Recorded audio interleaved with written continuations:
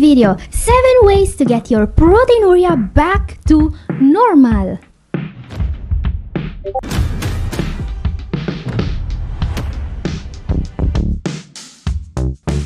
Catherine here, I'm a doctor of natural medicine. I specialize in helping CKD patients take back control of their kidney health. Let's talk about proteinuria. Many people panic when they see foam in their urine. They know it spells trouble. And here's some good news. There are 7 treatments for proteinuria that works according to science. And don't miss my number 3 in particular because doctors always forget about it. Here's the thing, with the right treatment, proteinuria can be reversed. It can be brought back to normal. So let's immediately see the 7 interventions every CKD patient should consider, starting with number 7, switching to plant-based protein. Okay, this is the easiest intervention we are going to see today, but it actually works. In this case report, a CKD stage 5 patient was able to get back to stage 2. I'll say that again, stage 2. Thanks to a natural approach that involved specific dietary changes and natural remedies. Yeah, she improved her kidney function by 54 points. And this is very important as well. Her proteinuria went from high all the way back to normal. I mean, can you imagine that? And here's the thing, an innovative approach to the renal diet was one of the pillars of her improvement. So let's see exactly what she is eating. So the very first thing you see here is barley. This whole grain is amazing for proteinuria and kidney health. It's packed with soluble fiber and magnesium, which helps lower blood pressure. High blood pressure is a primary driver of proteinuria. Millets are also worth mentioning because they are whole grains, ideal for the renal diet. Some millets, especially finger millets, also contain high levels of calcium, which is very hard to get in a renal diet. So if you can find some foxtail or pearl or finger millet, absolutely try them. Now let's talk about a staple food when it comes to fighting proteinuria, the mung bean or green gram. Now, this is a very special legume. It's the main protein source in the renal diet that saved this patient and for a very good reason. Most legumes have an incomplete amino acid profile that's far from ideal for a renal diet, alright? But the mung bean is an exception. It has all the amino acids. It's a high-quality plant-based protein source. This is why it helps with proteinuria. With CKD, you want the highest quality protein possible since you are going to eat very little of it. Other high-quality plant-based protein sources include foods like soy and soy products, but also quinoa, spirulina, chia, and pumpkin seeds. They all come with serious health benefits. A question for you guys now. Are you including high-quality plant-based protein in your diet already? What are your favorite protein sources? Let's talk about it in the comment section. Okay, up next, number 6, let's talk about gut health. So here's the thing, the vast majority of CKD patients have an altered gut microbiome. Years of medications, low potassium diets, maybe diabetes, and CKD itself. All these conditions will take a huge toll on your gut health. Science is clear on this. Even patients in the early stages need to take better care of their gut health. Why does that matter, you ask? I mean, it's clear that the kidneys are what we need to treat here, alright? So, why the focus on the gut? Well, here's the thing. Most of the toxins that are slowly destroying your precious filters are gut-derived, alright? They are mostly produced during protein digestion, and the amount of toxins your gut is going to release also depends on the type of bacteria in your gut. So the question is, what happens when you start replacing bad gut bacteria with healthy gut bacteria? Well, look at this paper. These patients achieve a 40% improvement in their kidney function. You heard that right, 40, not 14. I mean, that's like going back one full stage of CKD in just weeks. But how did they do that? With a specialized probiotic supplement. And here's the thing, when it comes to proteinuria, probiotic supplements have been shown to help put proteins where they belong, in your blood, not in your urine. This means that instead of peeing away precious protein, your body can use it to improve your muscle mass and your overall health. And guys, that's exactly why I created Renabiotic from renabiotech.co. Renabiotic is the first probiotic made with the needs of real CKD patients in mind. I've included in this innovative product all the most effective strains to protect your kidneys so that you can have fast results. Not to mention that Renabiotic is the only renal probiotic on the market that's IBS safe and also safe for patients with digestive sensitivities. Try it now. Visit renabiotic.com or click the link down in description. Now guys, here's a very important question. Shouldn't we focus on GFR instead? Well, here's the thing. Proteinuria is not just one of the most important kidney health markers. Proteinuria literally predicts the future of your kidney function. Science proves that when your proteinuria is too high, your GFR will go down. And that's kinda incredible if you think about it. Now, we don't really look at your pee to make a diagnosis. We look at your labs. So, here's how it works in practice. Look at the table on screen right now.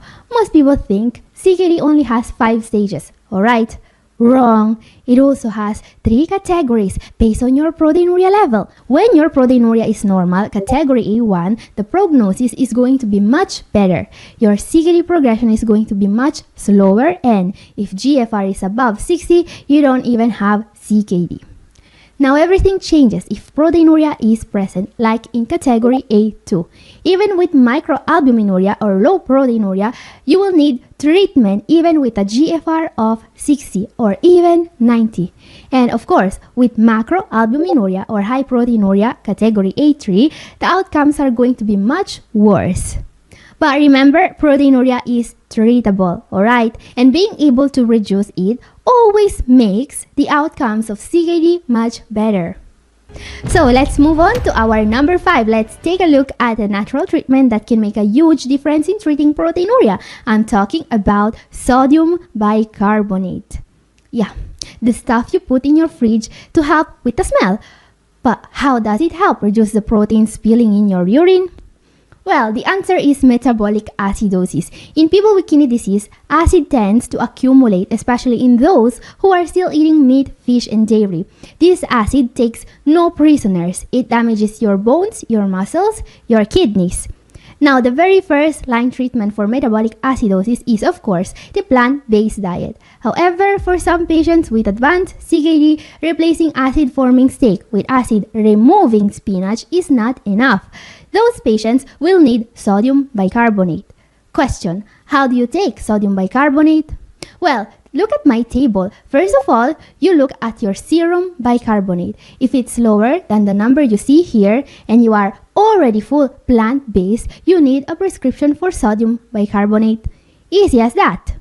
Now, very important, taking sodium bicarbonate doesn't mean meat is safe for you. You will still get kidney killer phosphorus from meat. You will still get toxins like P-cressyl and indoxyl sulfate. And most importantly, the protein from meat will literally turn your precious filters into dollar store pasta strainers. Be careful. Let's move on. Number 4, let's talk about medications for proteinuria. Look, I'll be very brief. I know you don't like hearing about drugs, but taking the right medications can literally slash your proteinuria in half. In half, right? And it could easily slow down CKD progression by more than 40%.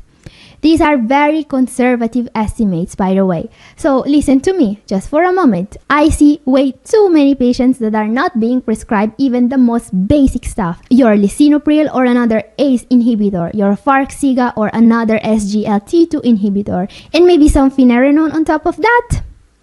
Millions of patients don't even know these medications exist. And it's not your fault, of course.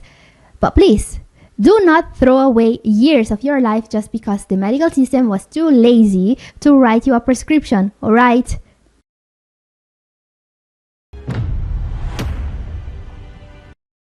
Okay, let's move on. Our number 3 is all about something doctors always forget about, but that actually works. This is a supplement that you can find even on supermarket shelves and that I constantly prescribe to all my patients. I mean, this one is so useful, I personally take it every day. I'm talking about omega-3 fatty acids. Look, if you're following a plant-based diet, and you totally should, you are not getting nearly enough omega-3s, and that's a fact. The good news is that when you supplement this essential nutrient, you can get huge benefits in terms of proteinuria and kidney health. This huge meta-analysis conducted on hundreds of patients and that lasted several years was able to prove that omega-3s don't just lower the risk of proteinuria, but they also make end-stage renal disease less likely. Now, here's the catch with omega-3s. If you take a look at the table you see on screen right now, you will see that to get the best results from omega-3s, you need a pretty briefy dose, alright? Most people think that they can get away with just a couple of pills per day, but that's almost never enough. Depending on the brand, you might need a lot more than a couple of pills. Now, good omega-3 brands are not cheap, and cheap brands will design their labels to make you think you are getting a lot of omega-3s per pill while you are basically swallowing dirt water. So be careful out there.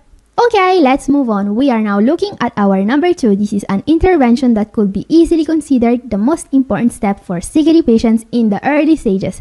I'm talking about treating the actual cause of proteinuria. It could be diabetes, high blood pressure, FSGS, an autoimmune disease, or something else entirely.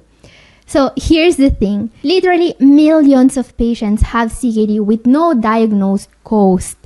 Even more are not receiving appropriate treatment for a diagnosed cause. And that's a problem because medications help. Supplements, bicarbonate, the right foods, they can make a difference. But if you have an undiagnosed or an untreated condition that's silently destroying your precious filters, well, trying to improve is going to feel like emptying the ocean with a bucket. Okay guys, let's move on to our number 1 for today. Let's say your doctor actually read your labs, prescribed the right tests, and you are actually receiving treatment for kidney disease. Well, what's the most effective and fastest way of reducing your proteinuria levels? The low-protein, plant-based diet. Look, there is nothing on earth that works as fast to reduce proteinuria as going low protein. And science is very clear about this. Do you want to make sure dialysis is as far away as possible? Then go low protein. Eat lots of plant-based, healthy foods. Avoid sodium. That's going to make a huge difference in so many aspects of your kidney health, but proteinuria in particular. In fact, what many people don't know about going low protein is that the main result we are aiming for with the diet is not improving GFR, but it's lowering your proteinuria. But what kind of results can you expect from going low protein? Well, if you look at the study, the study on screen right now, you can see that decreasing proteinuria by 3 times, yes, you heard that right, and slowing down CKD by 5 times is actually possible with the right diet. And that's why I rate the diet even higher than medications in the fight against proteinuria and CKD. So if you want to know more about what to eat to fight kidney disease, my video up here is for you. And this is all for today. Thank you for watching. God bless you all. Bye!